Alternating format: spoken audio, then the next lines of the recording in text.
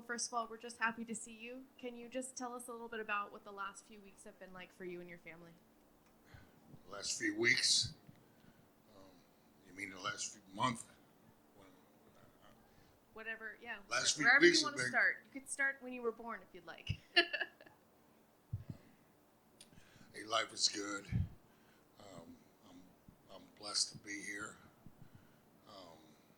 I'm healthy, and health is wealth, and I have that. I'm very fortunate. You know, God was with me about a month ago, and He got me through the scariest night of my life.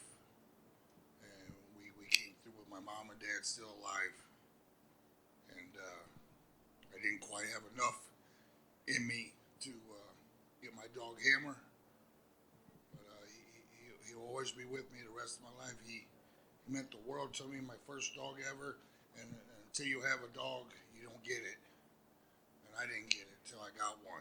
So, you know, I got 3 daughters, and Hammer was my son. So he woke me, and he's a hero. And UFC 300. I've been asking for tickets for this for a long time, and then Dana White and UFC came through, and I'm so excited to be here. The best card ever put together, and there's 300,000 bonus on the line. These guys are going to turn it up. I can't wait to get out there and be ringside and watch these guys go at it. And then the icing on the cake, my daughters are still here. My daughters are here with me. They mean the world to me. Skylar Constance Coleman, she's home, but one day she'll be here with me. And then I get to wrap that belt around the winner of 2 bad mother freakers, Justin Gaethje and Max Holloway. They epitomize what a bad mother freaker is. So it's going to be violent. It's going to be a war. It's going to be a night of fun. Greatest sport ever assembled, mixed martial arts, and I'm proud to be a part of it and be here today.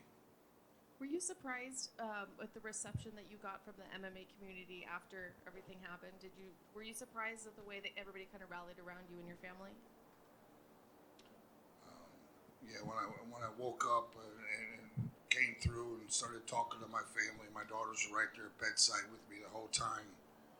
You know, I just thought I was waking up, and you know, it's going to be a little family thing, and we'll get through it. And then they quickly let me know how much love and support that I had, not just from my close fans, but just from fans, not just in America, all around the world. The whole country stepped up and showed me, you know, love, and they were worried about me, concerned, and as a human being, how can that help me? How can that not make me be happy and feel good about myself? And I am. You know, you already mentioned the BMF fight. How do you see that fight going? Do you have a favorite, or are you willing to kind of say who you think might win that fight? I love both these guys. I'll make my prediction when they get in that cage and I see them eyeball each other up. That'll be a big difference. You know, Justin Gaethje can knock you out at any time. Everybody knows that. But Max Holloway is the best boxer in the world. And we're going to see which one of these guys. I know they both put in the training camp because they've been around forever. They know not to miss a day. But we'll see which one of them can step up and rise to the occasion tonight. And that's what matters. Who's going to mentally be there and take this fight. There's been a little bit of talk about potentially letting the women fight for a BMF title. Is there anybody that you think female that's already kind of a BMF? I had to think about it, but we definitely need a BMF, and they'll let themselves be known who it is. Bring back, I don't know. Give me a couple. Who do you think there? Well, gosh, it's hard. Give me one. Joanna would be the first person I would think of, but she's. Oh yeah, Joanna. She come out of retirement. Joanna would be the perfect BMF. Started off. Who wants Joanna? She'll come out of retirement for it, I bet. I think so too. And last question for me: looking back at all the years of the UFC, is there a moment that you think it made you a fan of the UFC? Maybe not something that you yourself did, but something you watched that you saw that just made you smile. No, I've been a fan since UFC 1, the very first fight, the whole broadcast. It was a beautiful thing to me that night and that day. And then I fought in UFC 10. I remember walking out of the cage after UFC 10 and thinking to myself, this is going to be the biggest and greatest sport in the world. And I'm a big fan of the NFL and NBA and Major League Baseball, but this is going to overtake it all because it's world. Everybody loves fighting. The whole world loves fighting. And it has. I'm not surprised, especially when you got Dana White and the team that he put around him running this ship. They're killing it. And I just expect it to get better and better every time, every year. Mark, in the front right here. This was really Justin and Max's idea together, kind of to have you wrap the BMF title around the winner. I guess at one point from hearing about that to it becoming a reality, did you think this would actually happen after the first time you had heard about their idea? I just had hope. Thank you, Max Holloway, for getting this all started. A huge fan and friend of him, and it just melted my heart hearing him say that. And then Gaethje agreeing with it and okaying it.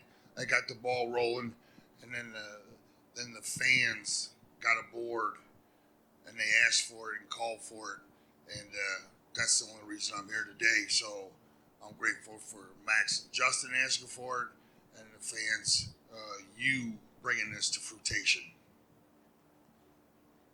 Mark over here.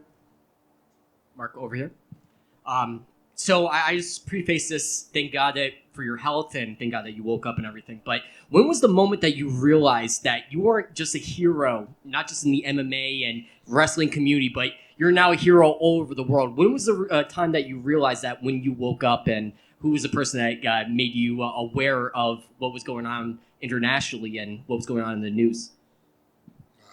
I don't know if there was a moment. It still hasn't really set in, and I'm not comfortable being called a hero. I always say tomorrow's not promised, but it has a new meaning to me now.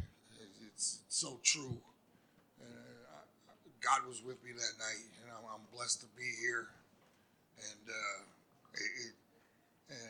I'm grateful for all the love and support the fans and everybody that stepped up and helped me out. You made this so much easier, and a lot of good things are going to happen from this, and it's because of you that I recovered so fast, and thank you.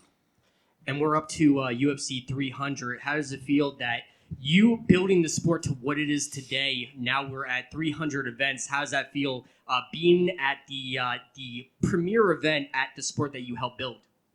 Man, I'm proud to be at the beginning, UFC 10, but I wanted to stick around a long time. I wanted to be part of when it became something a little bigger, so that's why I hung around till UFC 100. So I don't consider myself just the old iceberg.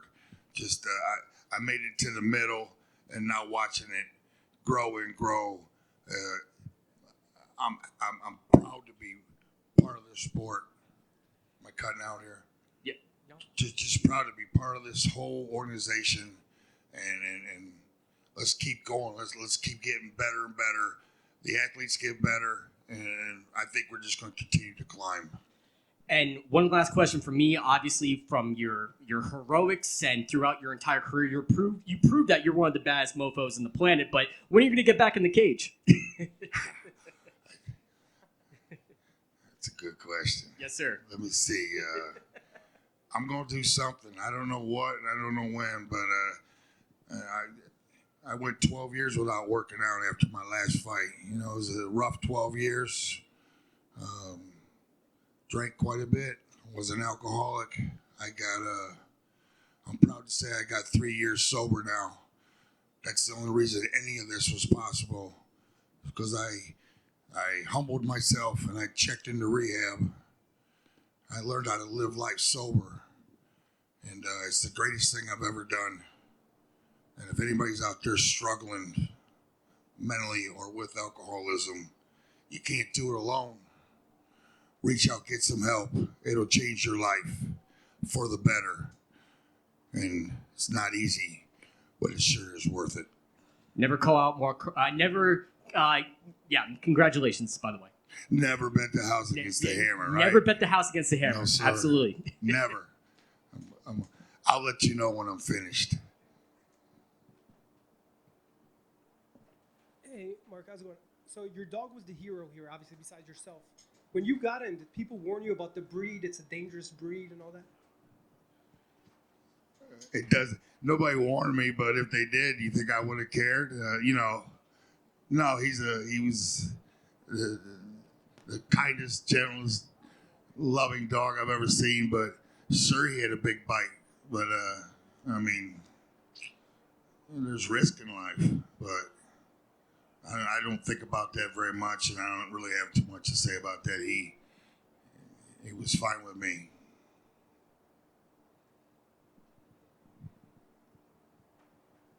Good. Thank you, everybody. Have a good night.